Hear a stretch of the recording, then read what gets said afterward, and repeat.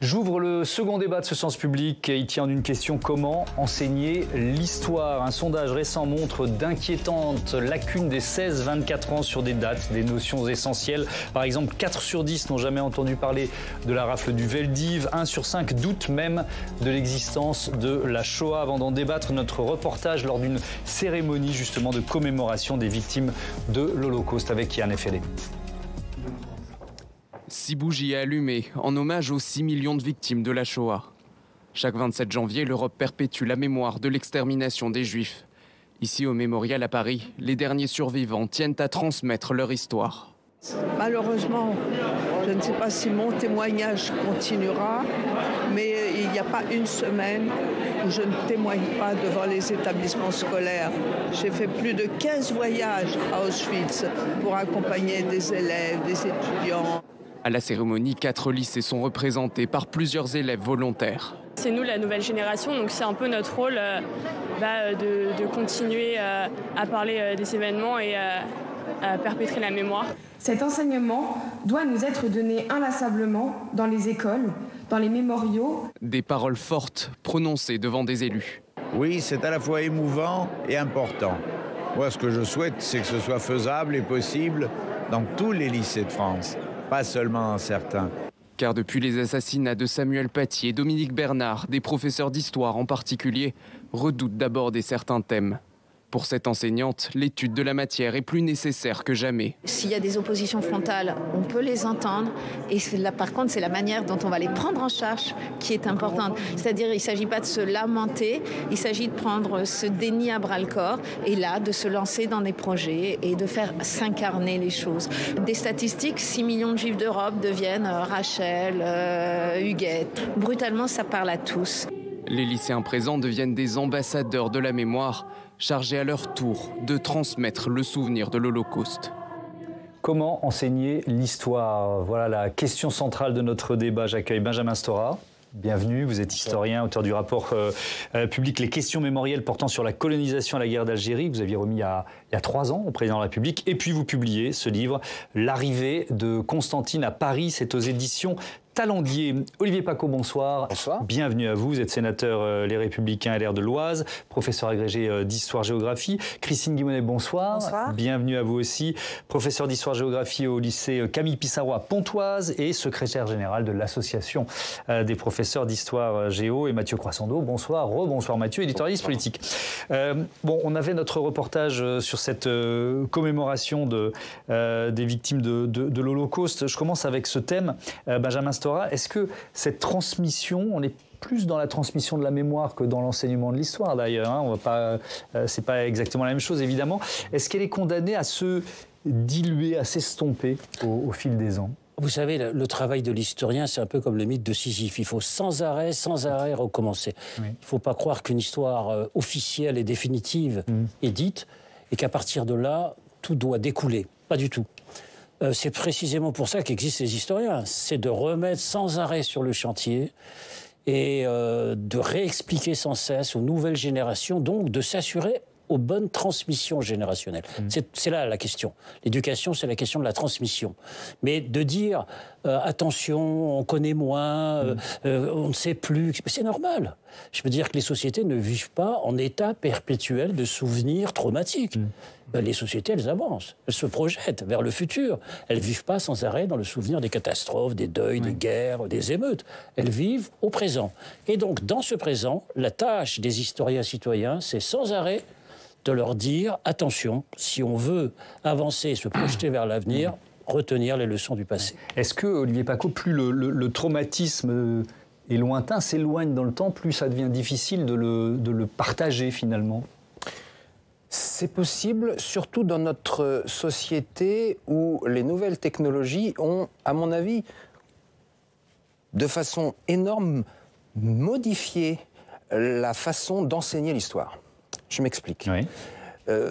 Nos élèves sont aujourd'hui soumis à une avalanche d'images, parfois de contre-vérités. Et le professeur d'histoire, c'est une sorte d'allumeur de réverbère. Il met en lumière, il explique à l'aune du passé le présent. Or, aujourd'hui, les enfants sont tellement submergés d'images qu'ils ne rêvent plus au récit historique. Quand j'étais gamin, il n'y a pas si longtemps que ça, au fond de la classe, j'avais des images d'Épinal. Ça me faisait rêver. Aujourd'hui, les gamins ne rêvent plus, entre guillemets. Les images, les écrans, les réseaux sociaux rêvent pour eux. Donc, le travail du professeur a changé. Il est encore plus important, j'ai l'impression, qu'hier. Et il faut vraiment partir de cette problématique de la multiplicité d'images qui complexifie tout. Est-ce que vous êtes sur cette ligne, Christine Guimaunet? Est-ce que ça vous semble plus compliqué, notamment, puis après il y a plein d'autres thèmes évidemment à dérouler, mais notamment à cause de cette profusion d'images, d'ailleurs parfois de manipulation ou de fausses informations diffusées sur les réseaux sociaux? Alors, plus compliqué, oui et non, parce que en travaillant au fil des années avec les élèves, on se rend compte qu'ils ont un goût pour l'histoire. Oui. Qu'il faut pouvoir susciter et développer. Ils s'intéressent toujours à ce qui se passe. Nous sommes les premiers qu'ils viennent interroger lorsqu'il se passe quelque chose dans le monde. Madame, expliquez-moi. Bon. Votre rôle, c'est de le raccrocher parfois à leur histoire Oui, ça aussi, parce qu'en fait, il ne faut pas qu'ils aient l'impression que l'histoire, ce serait, enfin l'histoire avec un grand H, même si l'expression n'est pas forcément pertinente, ce serait comme une sorte de tapis roulant qui avancerait. Et à côté eux seraient à côté. D'accord. Et la meilleure manière de les connecter, en fait, à cette histoire, c'est de travailler justement avec une sorte de frise qui présente le programme de l'année, quels sont les événements majeurs, et on va placer leur génération familiale. Qu'est-ce que moi, en tant qu'élève, j'ai pu connaître? Qu'est-ce que la génération de mes parents a pu connaître? Qu'est-ce qu'on a pu leur raconter de ce qu'ils n'ont pas vécu? Et comme ça, on remonte, et ça leur permet aussi de tisser un petit peu ce lien, et pour comprendre que le cours d'histoire, ça les concerne aussi, que même si dans le programme, ils ont l'impression parfois que ça n'est pas leur propre histoire, mais c'est l'histoire apprise par tout le monde. Il y a toujours des passerelles à faire pour les connecter et pour les agripper. Et pour revenir à ce que disait le sénateur Pacaud, la prolifération en fait, d'informations, ça a peut-être aussi un effet négatif dans le sens où ça peut les empêcher de se poser.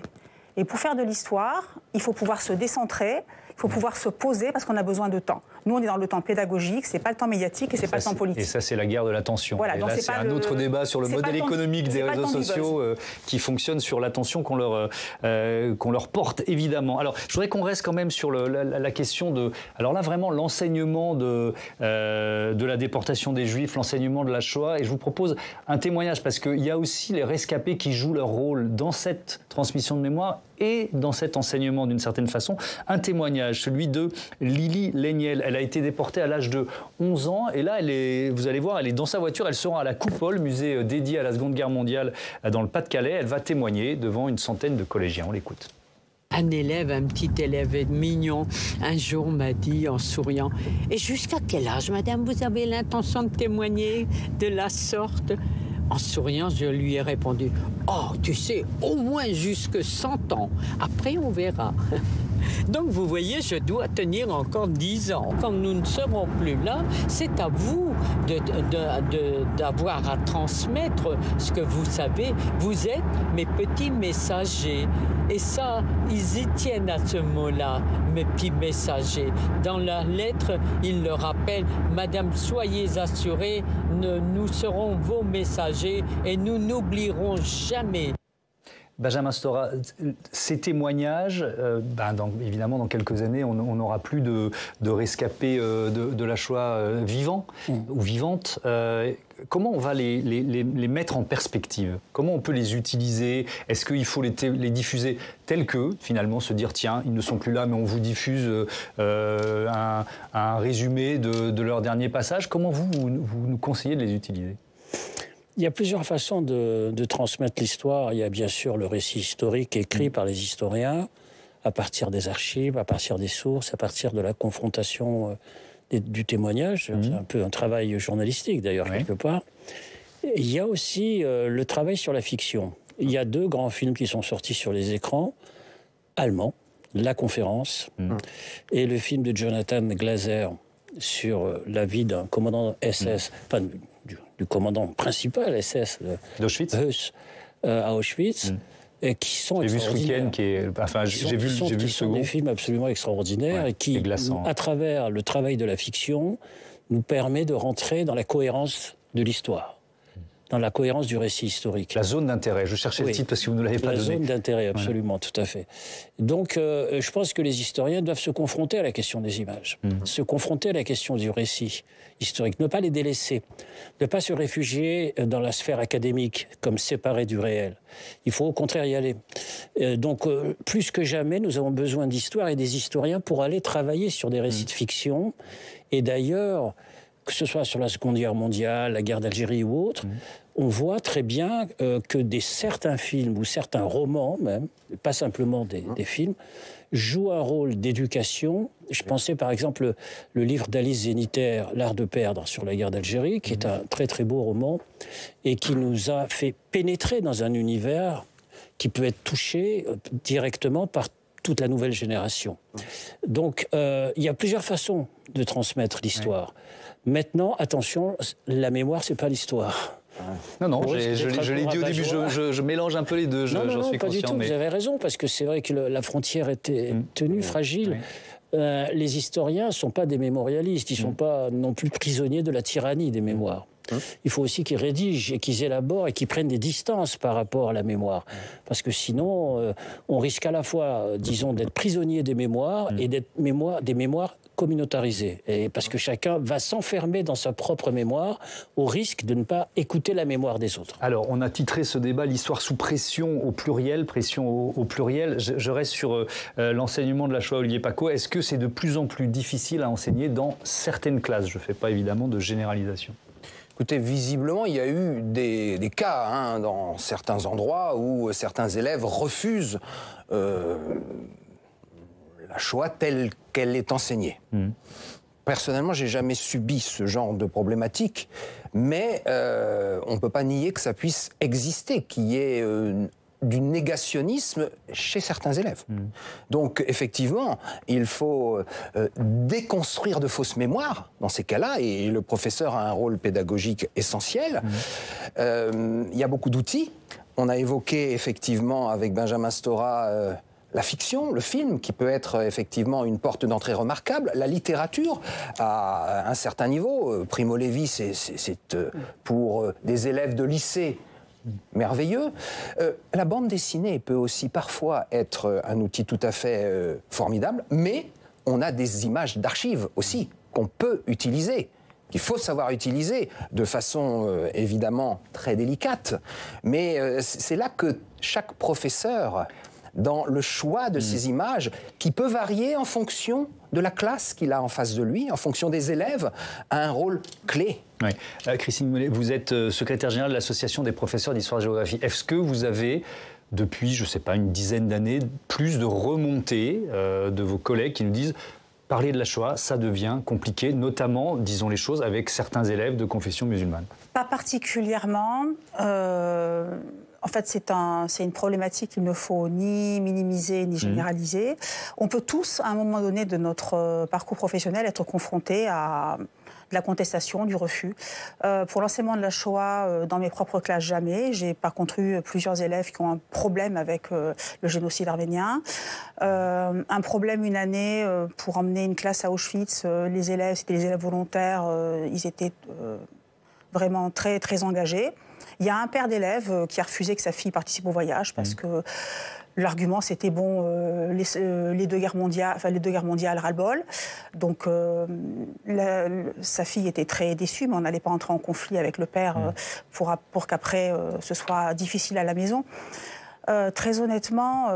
Le génocide arménien, ça va être des élèves d'origine turque. Oui. Quand il y a un conflit, il faut le saisir à bras-le-corps. C'est-à-dire que le professeur, il est là pour expliquer, pour décrypter. C'est pour ça que le temps pédagogique, c'est très important. Il faut savoir toujours, du moins essayer de savoir toujours qu'est-ce qui pousse l'élève à affirmer ceci ou cela, ou à contester. Est-ce que c'est pour faire de la provocation ?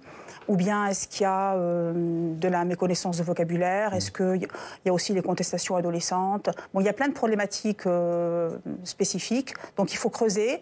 Et essayer de comprendre pourquoi. Ça ne veut pas dire qu'on excuse du tout, mais si vraiment après il y a des propos négationnistes, donc là il y a la sanction qui va arriver. Et si on dit allez, non, ça on n'en parle pas. En fait, on va le laisser dans ses préjugés.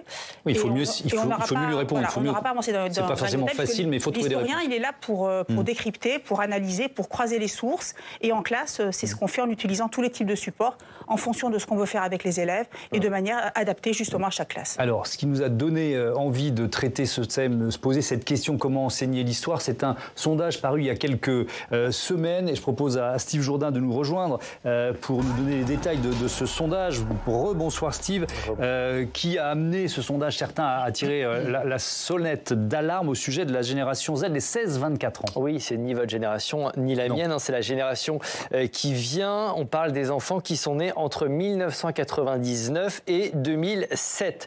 L'Institut OpinionWay a réalisé en fin d'année dernière une étude qui a été commandée par la politologue Chloé Morin. 986 personnes de cette classe d'âge ont été interrogées. Alors on leur a posé des questions de culture générale. Il n'y avait pas de piège particulier. L'idée, c'était de mieux comprendre leur rapport à l'histoire et à l'information. Avec des résultats éloquents. Oui, à peine plus d'un jeune sur deux est capable de dire quand la Révolution française a commencé. 54% savent qu'elle a débuté en 1789. Les autres la font démarrer à une autre date. La chute du mur de Berlin, 40% des sondés ont raison de dire qu'il est tombé en 1989.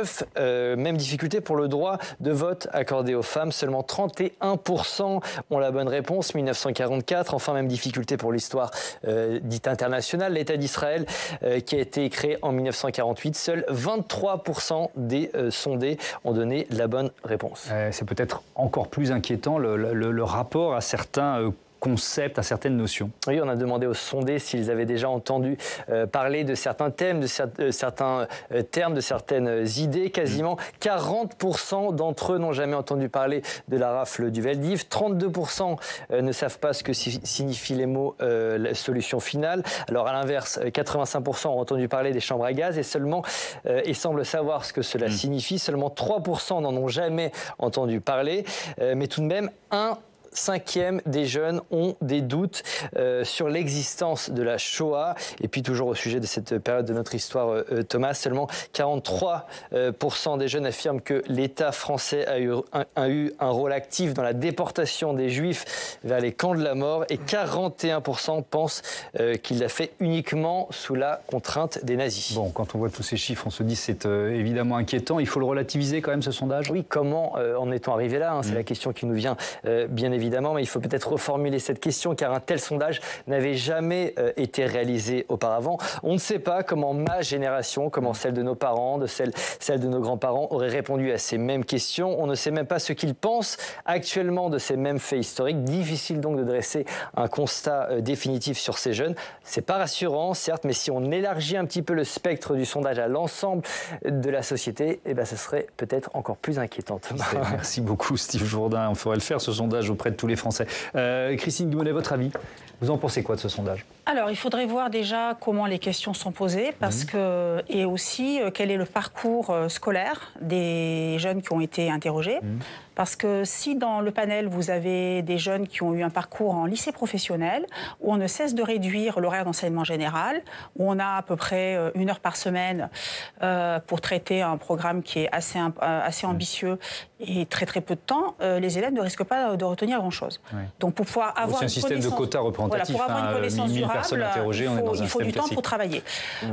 Si vous demandez aux élèves qu'est-ce que c'est que la solution finale, nous, ce qu'on leur explique, ça c'est du vocabulaire nazi. Si vous leur demandez le génocide, il y en aura beaucoup plus qui vont vous donner la réponse. Le mot Shoah, c'est quand même inquiétant, le fait qu'il soit... Mais la Shoah, c'est enseigné. C'est enseigné à mais je ne dis pas que ce n'est pas enseigné. Par contre, la question, c'est pourquoi ça n'infuse pas. Alors, ça dépend aussi des mots qui sont utilisés dans le cours. Ça, c'est important, le sens des mots.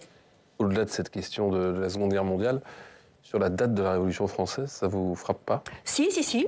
Mais nous, ce que nous constatons, c'est que nos élèves oublient. Ils oublient régulièrement. Et parce qu'ils passent d'un cours à l'autre, ils sont beaucoup plus sollicités par. Je mets un peu les pieds dans le plat. Est-ce que c'est la façon d'enseigner l'histoire qui est en cause? Votre avis là-dessus? Je vous donne la parole pour commencer. Alors, la façon d'enseigner l'histoire, je ne sais pas, mais je veux quand même revenir sur la Deuxième Guerre mondiale, parce qu'on est dans un pays qui a eu un problème avec la Deuxième Guerre mondiale et son enseignement. Le Veldiv, la commémoration du Veldiv, la reconnaissance de la collaboration avec la France, c'est Jacques Chirac, 1995. 1995. Et pendant très longtemps, on a plus ou moins nié tout ça. Ouais. Donc, ça a fait des petits, entre guillemets. Alors, qu'il y ait un problème aujourd'hui de mémorisation, c'est effrayant, mais on le constate dans les plus petites classes. Bon, mais alors je repose la question, pardon de vous interrompre, mais puisque effectivement on entend, c'est peut-être totalement faux, mais il n'y a plus de chronologie dans les manuels scolaires. C'est totalement faux. Bon, alors votre avis là-dessus, est-ce que c'est la façon d'enseigner l'histoire qui est en cause? C'est totalement faux. Les programmes ont quand même été problématiques. Mais les programmes sont chronologiques. Il y a un minimum de base chronologique, mais on a effectivement, en parlant de l'histoire de France, on a un petit peu sorti certains pans de l'histoire de France pour mettre des pans d'histoire plus mondiale, entre guillemets. Et peut-être que, effectivement, puisque le temps d'enseignement est quand même assez restreint, il n'y en a pas assez en ce qui concerne la chronologie pure. Moi, je le pense. Il y a de la chronologie, c'est pas une question de chronologie ou pas. La chronologie pure, sans contextualisation, sans travail sur les sources, ça trouve très vite ses limites. Oui. Ce qu'il faut quand même faire comprendre à tous ceux qui nous écoutent, c'est que pour que les élèves retiennent, il faut passer suffisamment de temps sur les notions, les concepts et les chapitres. Lorsqu'on a des programmes qui sont des millefeuilles, avec des élèves qui sont phagocytés par toutes sortes de préoccupations, on travaille moins bien. Ensuite, pour la chronologie, l'histoire de la France, très honnêtement, quand je regarde les actuels programmes de lycée, le programme de première commence en 1789, finit avec les sorties de guerre. Il est vraiment centré sur l'histoire de la France et de l'Europe.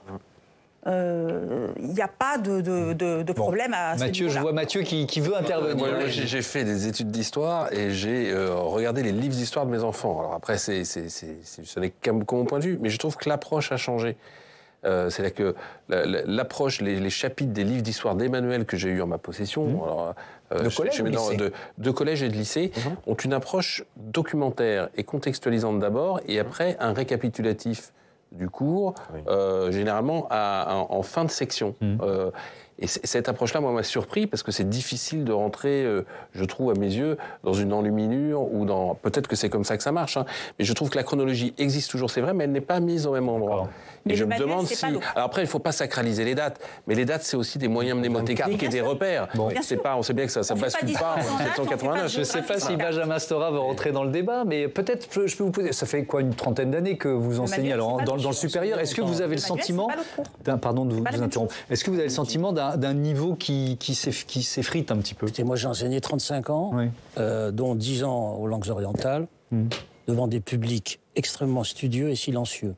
J'ai enseigné l'histoire du Maghreb contemporain et de la civilisation musulmane. Bon. Il y avait à chaque fois 300-400 étudiants en amphithéâtre qui étaient extrêmement studieux et qui voulaient absolument s'accaparer cette histoire. Il y a beaucoup de profs de lycée ou de collège qui rêveraient d'un auditoire pareil. Le problème, c'est combien y a-t-il en France de professeurs des universités spécialistes du monde musulman et du Maghreb contemporain? Combien? Je parle de l'université. Je ne parle pas des professeurs de lycée et de collège. Ben, pratiquement rien. Il y en a 5 ou 6 en France, c'est tout. C'est-à-dire que l'école orientaliste française, donc le sommet de la pyramide du point de vue de l'élaboration des récits historiques, pour ensuite transmettre à la formation des maîtres, eh bien, c'est raréfié. C'est-à-dire que la grande école orientaliste française est en panne. C'est-à-dire que le problème, c'est qu'on ne peut pas aborder les questions d'esclavage et de colonisation en les laissant uniquement sous l'angle, entre guillemets, religieux. Ce sont des phénomènes à caractère socio-historique.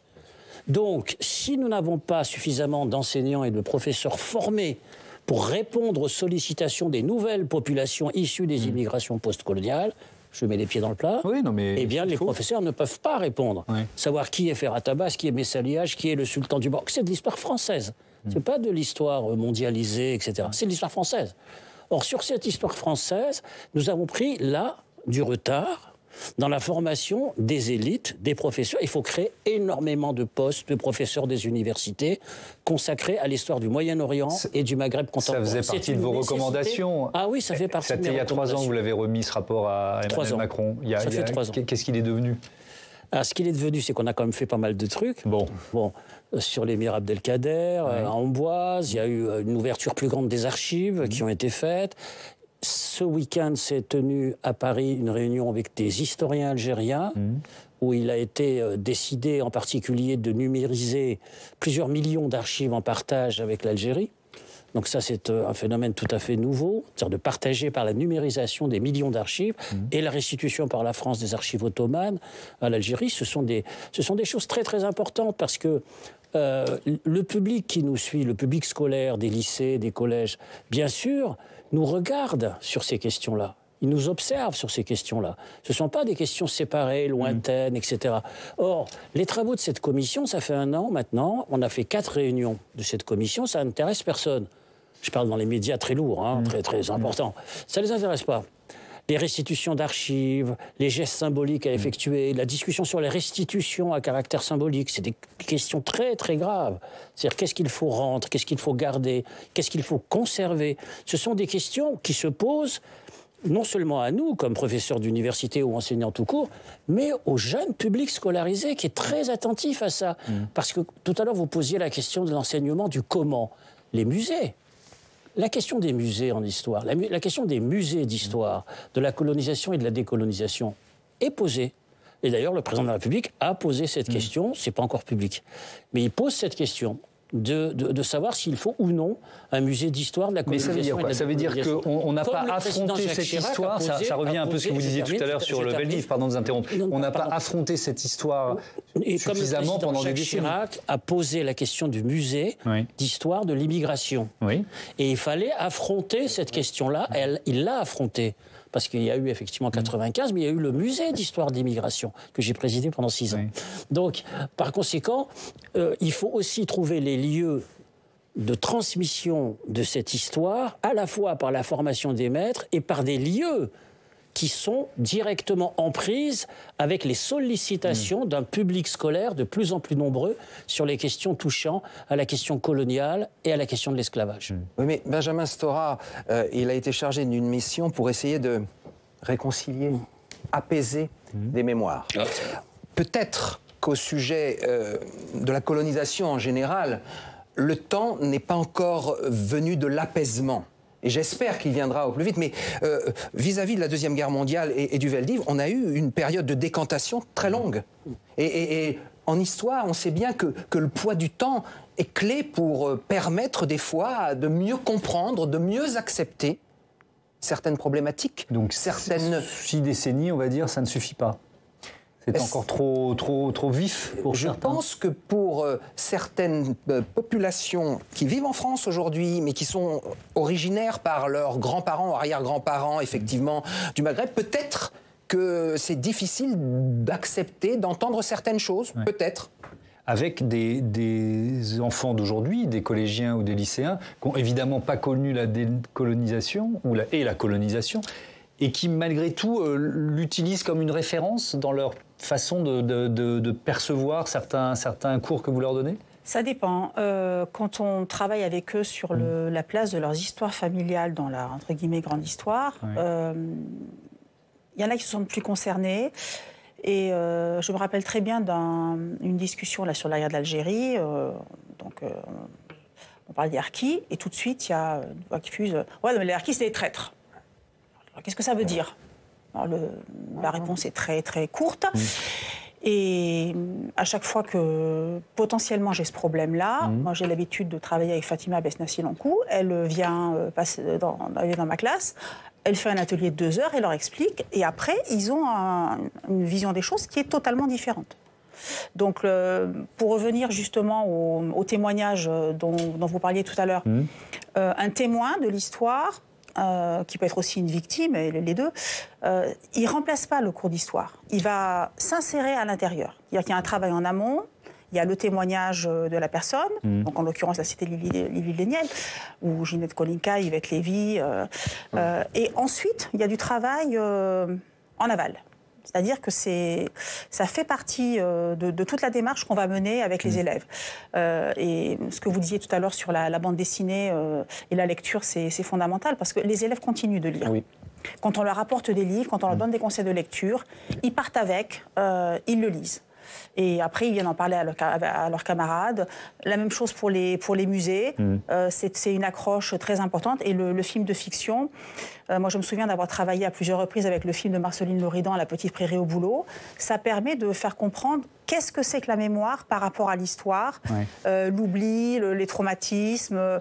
Et honnêtement, un film bien utilisé, c'est un bon support. Alors on va parler maintenant, ouvrir un chapitre sur la façon dont les politiques s'approprient, se disputent ou instrumentalisent l'histoire. Avant de vous donner la parole, Mathieu, sur ce thème, on écoute un témoignage à un professeur d'histoire qui est prof en classe prépa et il faisait partie des signataires d'une tribune qui dénonçait très clairement des manipulations du passé. Ce sont les termes de cette tribune. Signé Éric Zemmour. Il nous a semblé que c'était important de faire entendre collectivement une parole d'historien, pas pour jouer au prof sévère avec le stylo rouge pour dire attention erreur, mais pour dire attention en tant que citoyen et en tant que professionnel de l'histoire, on tient à pointer un certain nombre de choses qui relèvent de la manipulation du passé, qui faussent le débat démocratique. C'est important parce qu'en fait, il a beaucoup écrit sur l'histoire, il parle beaucoup d'histoire dans ses interventions médiatiques, et du coup, il y a aussi bien des énormités sur le Moyen-Âge, que sur la période moderne, que sur la Révolution française, dont il laisse entendre qu'elle serait un complot mené par des Jacobins en passant complètement à côté de la dynamique révolutionnaire.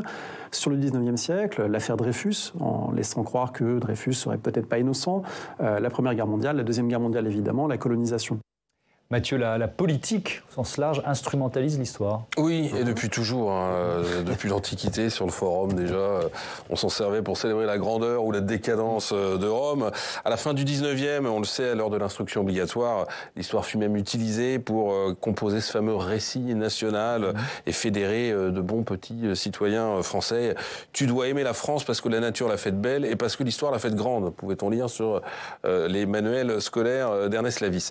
Alors c'était une conception très chronologique, là, pour le coup, de l'histoire, héroïsant les grandes figures, qui a été évidemment très fermement critiquée par les historiens dès l'apparition de l'école des Annales. Mais ça n'a pas empêché cette vision utilitariste du roman national de perdurer dans l'imaginaire politique.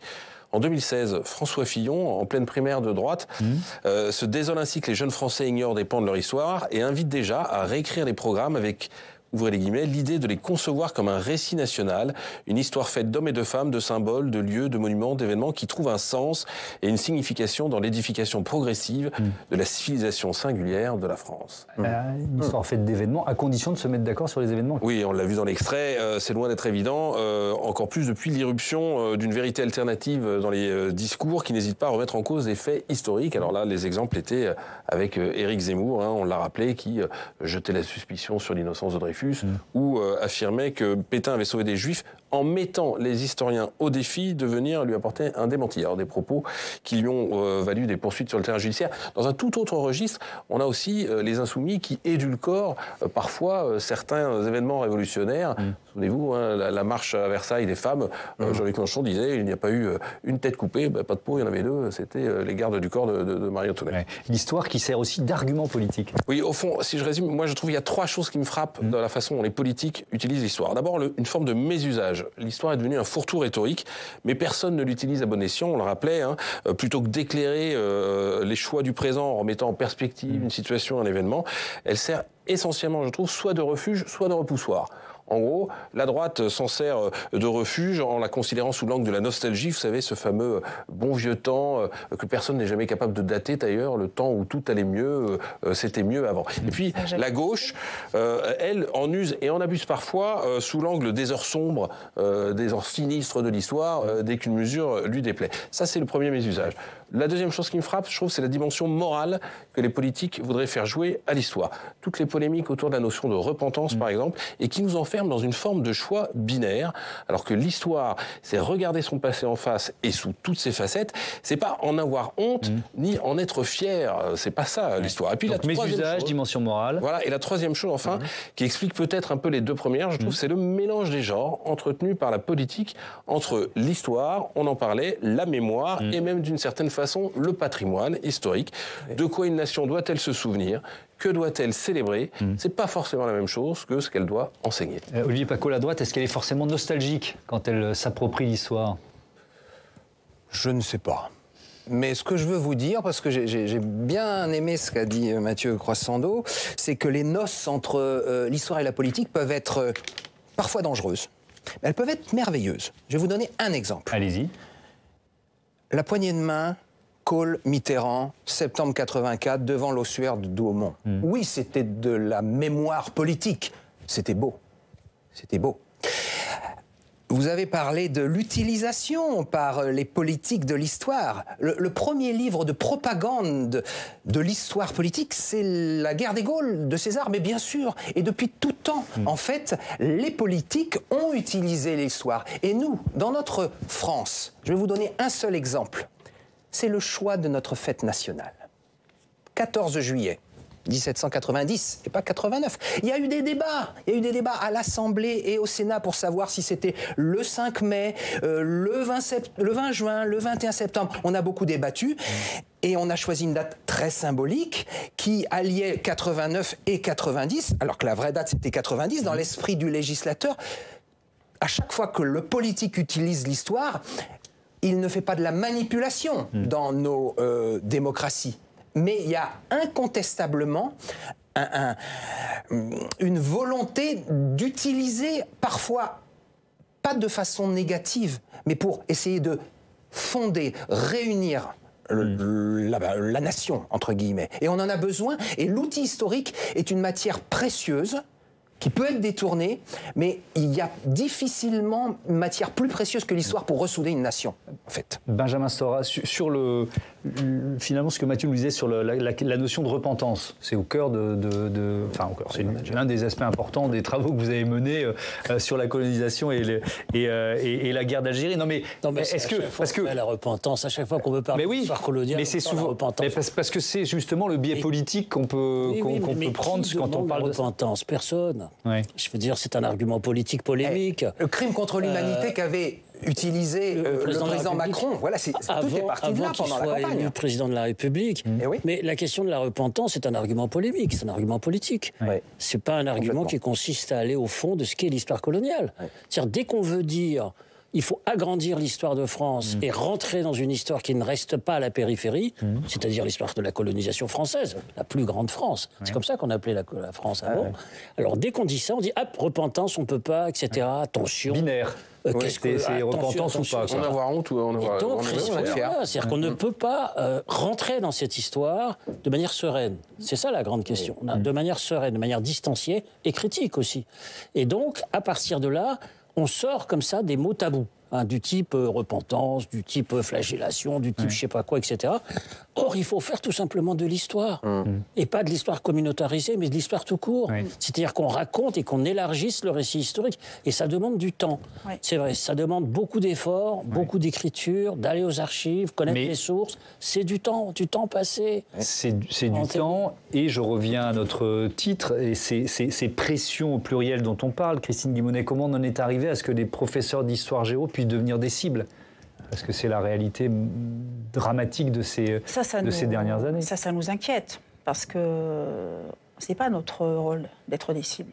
Nous, on est là pour apprendre l'histoire à nos élèves, leur ouvrir l'esprit, leur donner des clés pour comprendre un monde qui est de plus en plus complexe. Les aider aussi à analyser pourquoi ce qu'une génération apprenait en classe est différent de ce que la génération suivante apprend. Moi, mon programme de terminale s'est arrêté en 1945, donc j'ai appris la guerre d'Algérie en classe préparatoire. Au collège et au lycée, le rafle du Veldiv, c'était pas écrit dans les manuels. Donc je l'ai appris en faisant des recherches toute seule. Donc il faut être lucide, parce que plutôt que repentance, plutôt une lucidité par rapport à l'histoire. Éviter de confondre le récit et le roman. Parce qu'en histoire, on fait automatiquement un récit, on raconte ce qui se passe. Et je connais peu de professeurs qui ne vont pas contextualiser le chapitre en dessinant une frise chronologique pour bien placer les éléments clés, pour qu'après on puisse entrer dans le cours. Les documents, ça sert à mettre les élèves en situation un petit peu de chercheurs pour qu'ils travaillent sur les archives. Mais c'est, par exemple, quand on parle de laïcité aujourd'hui, plus personne montre des caricatures de Mahomet? C'est plus possible? Il y a des collègues qui le font. Qui continuent de le faire. Bien sûr. Et honnêtement, les caricatures de la charnière fin 19e, début 20e sont incomparativement plus violentes. Oui, bien sûr. Donc, pour travailler il faut les mettre en perspective. Oui, pour travailler sur la caricature, il faut faire un travail sur le temps long pour montrer les différents types de dessins. Et l'idée, oui, mais il faut impérativement montrer une caricature tel jour en cours, c'est une aberration pédagogique. Parce qu'un dessin de presse, une caricature, ça se contextualise. C'est la manière dont un dessinateur va percevoir un événement à un moment donné. Si je peux me permettre, le professeur d'histoire est certainement plus visé que d'autres enseignants, même si un professeur de littérature, de SVT ou autre peut être aussi critiqué. Et par différents groupes de pression. Hein, exactement. Évidemment, on a mis pression au pluriel. L'histoire, c'est une matière qui est politique. On peut citer les parents vigilants proches d'Éric Zemmour, on peut citer des parents catholiques intégristes qui vont mettre la pression à un cours de SVT, etc. Enfin, la liste peut être malheureusement longue. Mais je pense que si le professeur d'histoire est plus, d'histoire-géographie dans notre République, est plus ciblé que d'autres, c'est parce qu'il contribue plus que les autres enseignants à former le citoyen. Or, ceux qui s'attaquent, entre guillemets, aux professeurs d'histoire-géographie, s'attaquent à notre civilisation, à notre République, à notre volonté de démocratie, de liberté d'expression, d'égalité homme-femme. Et c'est parce que, dans les cours d'histoire, on insiste sur cet aspect, effectivement, on sème des graines de citoyens, en fait, les professeurs d'histoire. Ils essayent de le faire avec beaucoup d'objectivité, mais ils sèment des graines de citoyenneté. Et c'est pour ça qu'ils sont beaucoup plus que d'autres des cibles. Il nous reste une minute, donc un dernier mot. Quand on entend des politiques critiquer en permanence la manière dont on enseigne, c'est pas comme ça qu'on nous aide. Nous, on n'a pas besoin qu'on nous dise comment faire notre travail. D'accord. Faire confiance, bien sûr. Le message est clair. Donc ça veut dire quoi? Ça veut dire que à chaque nouveau ministre, pas de se réinventer. Oui. Ah, mais bien sûr. À chaque nouveau ministre, de quoi? Une réforme, des manuels qui changent. Enfin, c'est ça ce que vous reprochez? C'est une forme d'instabilité et de bougeotte qui est un petit peu pénible. Que les programmes. Mais parfois, on a aussi l'impression. Alors, c'est un autre débat que les syndicats de profs ne veulent surtout pas bouger. Quoi. Vous voyez ce que je veux dire? C'est aussi. Depuis que j'enseigne, il y a des réformes en permanence. Donc, on ne peut pas dire que l'éducation nationale c'est quelque chose d'immobile. C'est sûr que c'est un paquebot qui est plus difficile à faire tourner qu'un petit bateau. Mais pour enseigner l'histoire, on a besoin de temps, d'un horaire suffisant, de programmes qui soient réalistes pour qu'on puisse les travailler correctement avec nos élèves, pour qu'ils aient une connaissance durable. Et on n'a pas vraiment besoin, et même pas du tout, que notre métier soit instrumentalisé politiquement. On termine là-dessus. Merci beaucoup. Merci à tous d'avoir participé à ce débat qui était passionnant. Je vais rappeler évidemment, Benjamin Stora, le titre de votre livre, L'arrivée de Constantine à Paris, qui est publié aux éditions Talendier. Voilà, c'est la fin de ce Sens Public. Merci à toutes et à tous de votre fidélité. On se retrouve demain à 18h et 22h. Ce sera Mathieu Croissando à la présentation. Je vous laisse les manettes, Mathieu. Amusez-vous bien demain. Bonne émission. Et puis notez que l'invité politique de la matinale, Oriane Mancini, aura face à elle à 8h Florence Portelli, la vice-présidente du parti LR, Les Républicains. Belle soirée.